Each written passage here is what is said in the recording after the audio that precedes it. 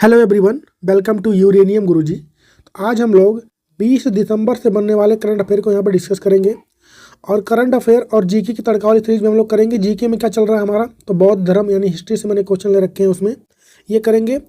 और जिसको भी इसका पीडीएफ चाहिए होगा, क्या चाहिए होगा, पीडीएफ, वो मेरा टेलीग्राम चैनल ज्वाइन कर लेगा। टेलीग्राम पर आपको पीडीएफ मिलते हैं जो कि फ्री होता है। दूसरा क्या मिलता है, वन लाइनर डेली आपको 10 से 20 क्वेश्चन मिलते हैं जो आप पढ़ सकते हैं, उसको प्रीवियस रहते हैं वो। और तीसरा आपको क्या मिलता है, डेली इन 10 क्वेश्चन का क्विज भी मिलता है। तो ये 3 चीज़ें आपको फ्री मिलती है टेलीग्राम पर। आप टेलीग्राम ज्वाइन कर सकते हैं, लिंक डिस्क्रिप्शन में है, या फिर सर्च करना चाहते हैं तो यूरेनियम गुरुजी 7 नाम से है। चलिए स्टार्ट करते हैं आज का सेशन। पहला क्वेश्चन है, हाल ही में स्लाइनेक्स 2024 अभ्यास का आयोजन कहाँ पर किया गया है? तो इसका आयोजन कहाँ पर हुआ, सबसे पहले देखते हैं स्लाइनेक्स किसके बीच में होता है। तो ये होता है इंडिया प्लस श्रीलंका के बीच में स्लाइनेक्स युद्धाभ्यास होता है। किसका है, तो नेवी यानी नेवल का एक्सरसाइज होता है। और कहाँ पर हो रहा है इस बार, तो इसका आयोजन कौन कर रहा है इस बार, भारत कर रहा है। कहाँ पर, तो विशाखापट्टनम में। आंसर इसका हो जाएगा सी। इस बार किस नंबर का है अगर ये पूछे, तो 11th एडिशन है इसका, जो कि 17 से लेकर के 20 दिसंबर तक ये चलेगा। और होस्ट तो विशाखापट्टनम है ही इसका। भारत की तरफ से अगर ये पूछे इसमें भाग कौन ले रहा है, तो आईएनएस सुमित्रा। कौन, आईएनएस सुमित्रा। आईएनएस का मतलब क्या होता है, इंडियन नेवल शिप। तो इतनी बातें ध्यान रखें। देखते हैं आगे हम लोग। श्रीलंका के साथ हम लोग और कौन सा युद्धाभ्यास करते हैं, तो मित्र शक्ति। तो मित्र शक्ति 2024 जो हुआ, किस नंबर का था इस बार, तो 10वें नंबर का था, 10वां एडिशन था उसका। होस्ट कौन रहा था इस बार, तो इसका आयोजन श्रीलंका में ही हुआ था। और यह भारत श्रीलंका के बीच में होता है। दोस्ती एक्सरसाइज जो हुआ इस बार, इसका 16वां एडिशन था। और ये 3 देशों के बीच में होता है, भारत, श्रीलंका और मालदीव के बीच में। हुआ कहाँ पे था, तो मालदीव में ही हुआ था। और अब करंट अफेयर प्लस जीके की तड़का वाली सीरीज। पहला इसमें, हाल ही में श्रीलंका के राष्ट्रपति कौन बने हैं, तो अनुराग कुमार दिसानायके बने हैं। और इस समय जो इसके राष्ट्रपति हैं भारत के दौरे पर भी हैं, इसको भी ध्यान रखें। हाल ही में श्रीलंका की नई प्रधानमंत्री में भी हाल ही में बनी थी, वो कौन थी, तो ये बनी थी हरिनी अमरसूरिया, इसको भी ध्यान रखें। भिक्षुओं के लिए नियमों को शामिल करने वाला बौद्ध ग्रंथ कौन सा होता है, तो विनय पिटक। विनय पिटक में क्या लिखा होता है, तो भिक्षुओं के बारे में नियम लिखा होता है। बौद्ध ग्रंथ जिसमें बुद्ध की मुख्य शिक्षा या धम्म शामिल है, वो किसमें है, सुत्त पिटक में है। अगला क्वेश्चन है, हाल ही में किस राज्य की पुलिस को प्रेसिडेंट कलर से सम्मानित किया गया है, तो छत्तीसगढ़। छत्तीसगढ़ की पुलिस को प्रेसिडेंट कलर से सम्मानित किया गया है। और इस बात का ध्यान रखें कि जो प्रेसिडेंट कलर होता है उसे प्रेसिडेंट नहीं देते हैं, देश के होम मिनिस्टर देते हैं। यहाँ पे देख रहे होंगे आप लोग को फोटो में अमित शाह, जो कि भारत के वर्तमान में क्या है, गृह मंत्रालय संभालते हैं, यानी होम मिनिस्टर हैं। इसको ध्यान रखें। स्टार्ट कब होती है प्रेसिडेंट कलर की, तो ये 1951 में इसकी शुरुआत हुई थी। मेरा थोड़ा गला खराब है तो शुरुआत इसकी 1951 में हुई थी। पहली बार किसको दिया गया था, तो इंडियन नेवी को दिया गया था ये। 2024 में छत्तीसगढ़ पुलिस को मिला है। किसने दिया है, अमित शाह ने। बात आई है छत्तीसगढ़ की, तो कैपिटल यहाँ की क्या होती है, तो वो होती है रायपुर।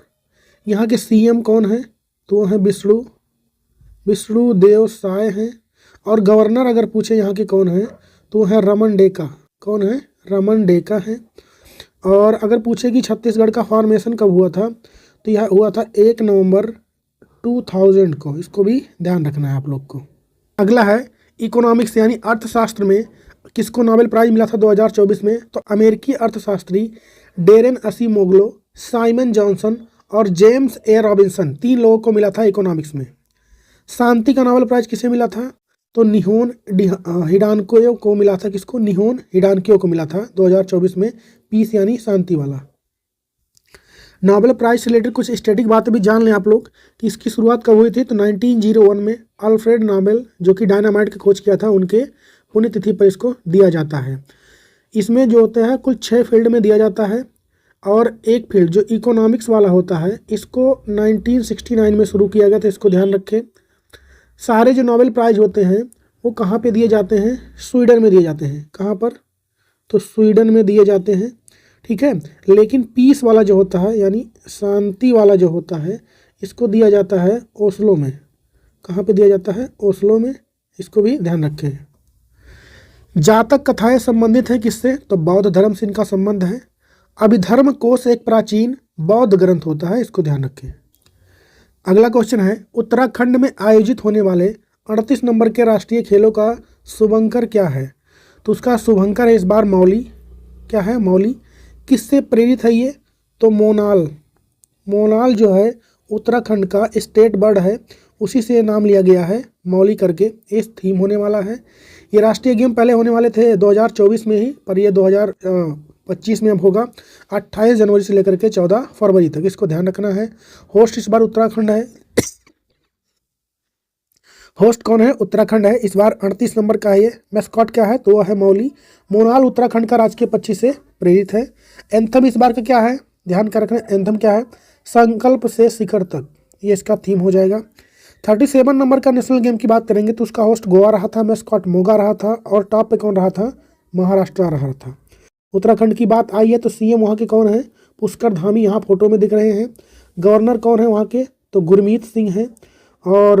और बात करेंगे अगर हम जिम कॉर्बेट नेशनल पार्क की, तो वो भी कहाँ पर है? उत्तराखंड में ही है। अब उसका नाम बदल के क्या कर दिया गया है? राम गंगा नेशनल पार्क, इसको भी ध्यान रखना है आपको। कैपिटल यहाँ की 2 होती है, एक तो गैरसैंण जो कि विंटर कैपिटल, जो देहरादून होता है वो इनका विंटर कैपिटल होता है, और गैरसैंण इनका समर कैपिटल होता है। तो इतनी बातें ध्यान रखिए। उत्तराखंड से बढ़ते हैं आगे। साहित्य का नोबेल प्राइज 2024 में किसको मिला है? तो हान कॉन को मिला है, जो कि कोरिया से हैं, ये राइटर हैं। रसायन का किसे मिला? यानी केमिस्ट्री का डेविड बेकर, डेमिस हास्बिस और जॉन एम जम्पर को, 3 लोगों को कंबाइंडली दिया गया है, इसको भी ध्यान रखना है आपको। हीनयान और महायान संप्रदाय जो हैं किसके हैं? ये बौद्ध धर्म के हैं। संस्कृत में हीनयान का अर्थ क्या होता है? तो छोटा वाहन, और महायान का क्या होता है? महान वाहन। अगला क्वेश्चन है कि हाल ही में उड़ान यात्री कैफ़े की शुरुआत किस हवाई अड्डे पर होने की घोषणा हुई है? तो ये होगा कोलकाता में। कहाँ पर होगा? कोलकाता में।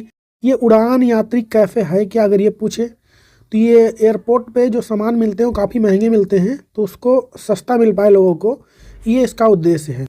किस परियोजना के तहत इसको लॉन्च किया गया है? तो उड़ान परियोजना जो थी, क्या था ये? तो उड़े देश का आम नागरिक, इसका फुल फॉर्म हो जाएगा। इस परियोजना के तहत इसको लॉन्च किया गया है।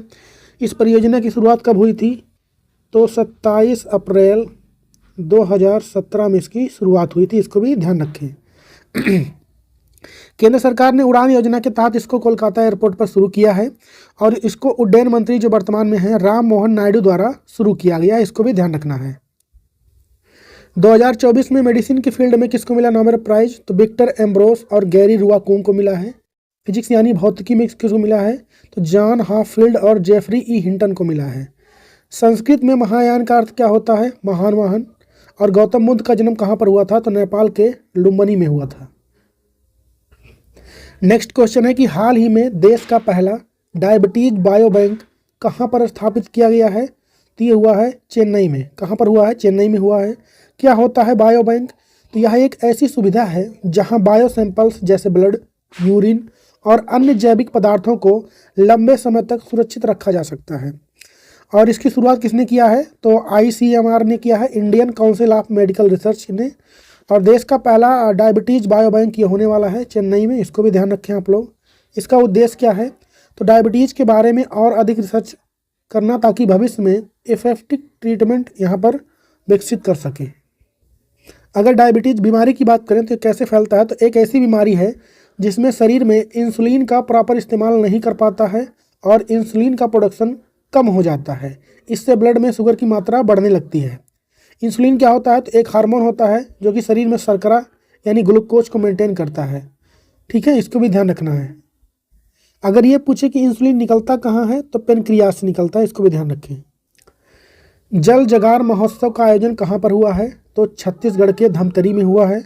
भारत का 43वां विश्व धरोहर स्थल संस्कृत श्रेणी में कौन बना है इस समय? तो मोइदम बना है असम का।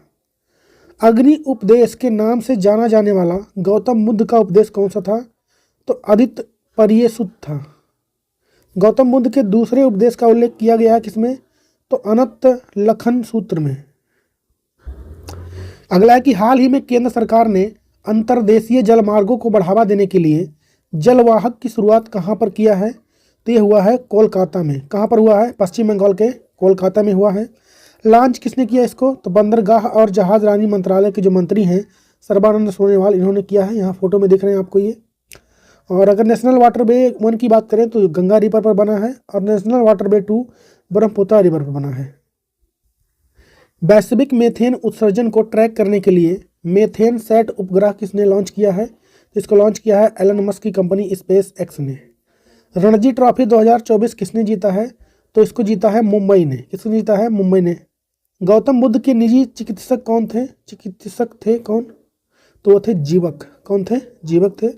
उपगुप्त ने अशोक को प्रेरित किया था किसके लिए? तो बौद्ध धर्म अपनाने के लिए। हाल ही में उबर ने कहाँ पर महिलाओं के लिए मोटो वीमेन बाइक टैक्सी शुरू की है? तो ये हुआ है बेंगलुरु में। इसका काम क्या होगा? ये है क्या बेसिकली? तो ये है ये कि जिनको भी जो महिलाएं होती हैं उनको ट्रैवल करने में दिक्कत ना होने पाए उसके लिए किया गया है। तो इससे कैसे होगा इनको सुविधा?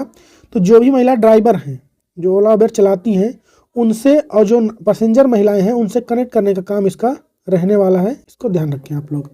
कर्नाटक की बात आई है तो कैपिटल क्या हो जाएगी उसकी? तो बेंगलुरु ही होती है।